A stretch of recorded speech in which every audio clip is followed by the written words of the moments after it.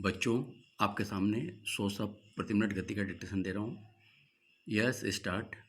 दिल्ली उच्च न्यायालय ने तलाक के एक मामले की सुनवाई करते हुए समान नागरिक संहिता को वक्त की ज़रूरत बताकर एक बार फिर इस मसले पर जारी बहस को बल प्रदान करने का काम किया है।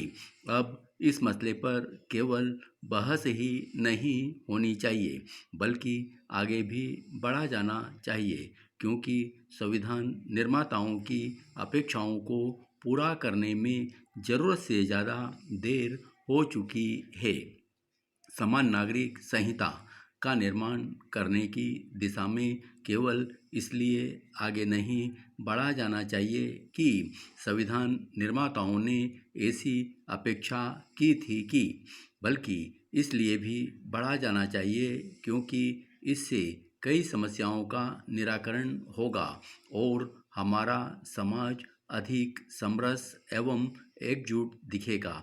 ऐसा इसलिए होगा क्योंकि समान नागरिक संहिता बन जाने के बाद अलग अलग समुदायों के लिए शादी, तलाक, गुजारा भत्ता, गोद लेने की प्रक्रिया और विरासत से जुड़े अधिकार एक जैसे हो जाएंगे। आखिर इसमें क्या कठिनाई है? कठिनाई है तो इच्छा शक्ति का अभाव और कुछ राजनीतिक दलों की संकीर्णता। यह समझ आता है कि संविधान लागू होने के तत्काल बाद का वक्त समान नागरिक संहिता के निर्माण के लिए अनुकूल न रहा हो, लेकिन बीते 7 दशकों में बहुत कुछ बदल चुका है और अब भारतीय समाज इस संहिता में ढलने के लिए तैयार है।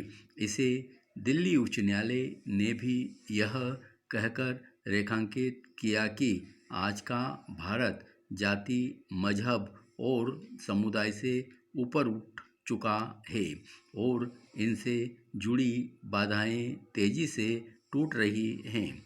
उसने यह भी पाया कि तेजी से हो रहे इस परिवर्तन के कारण अंतरधार्मिक और अंतर्राज्यीय विवाह में समस्या आ रही है।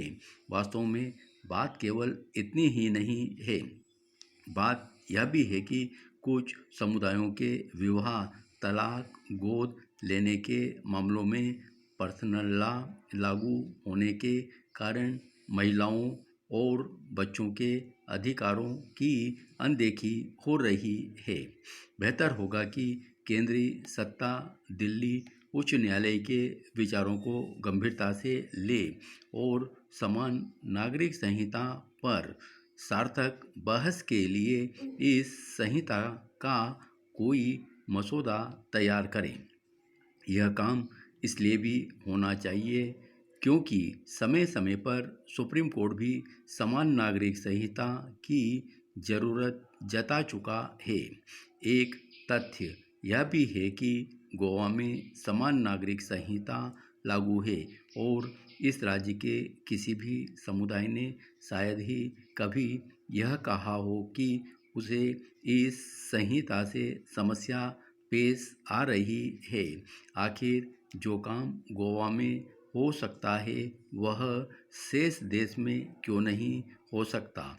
वह यह सवाल है जिस पर उन लोगों को जवाब देना चाहिए जो संकीर्ण राजनीतिक कारणों से समान नागरिक संहिता के खिलाफ खड़े रहते हैं। धन्यवाद।